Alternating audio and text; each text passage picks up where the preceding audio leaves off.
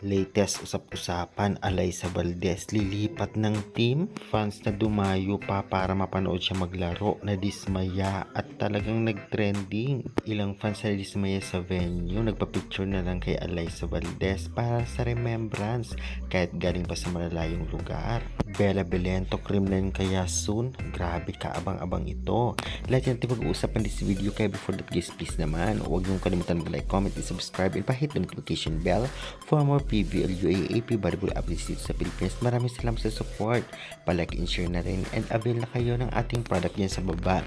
Mura na at napakaganda. Well, ang nakikita nga natin sa screen ay walang iba kundi si Phenom Alyssa Valdez, kung saan nagtrending nga siya at pinag-usapan nung nakaraang laro ng Creamline laban sa Kapataluan Solar Spikers dahil nga hindi man lang daw ito pinasok. Sabi nga ng fans, marami pang dumayo galing sa iba't ibang lugar para mapanood lang siya, at kahit lamang ilang minuto na ipasok siya ay hindi lamang ipagbigyan. Dahil dito napakaraming fans ang uminit ang ulo at hindi napigilang mag-post sa social media about nga sa nasabi nating hindi paglaro ni Phenom Alyssa Valdez sa Creamline. Dahil dito maraming bash na naman natanggap ni Coach Meneses na dapat na daw palitan sa Creamline. Dahil nga dito, may ilang fans din nagsasabi na dapat daw ay talagang pumunta na lamang siya sa mga mababang rank na team sa PVL para makatulong at mababad pa siya habang hindi pa siya nagre-retire. May mga nagsabi rin na dapat sa Capital One na lamang siya para may katuwang. Ito nga si Bella Belen.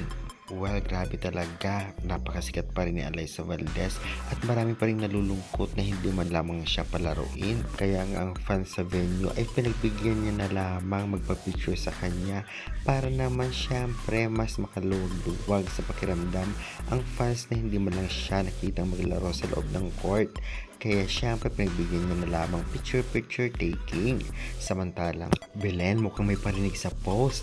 Mukhang siya ay pupunta sa Creamline pagkatapos ng kanyang kontrata sa Capital One Solar Spikers. Grabe ito, kaabang-abang din ito. At dahil kung lilipat siya, napakaraming malalakas na dito sa Creamline.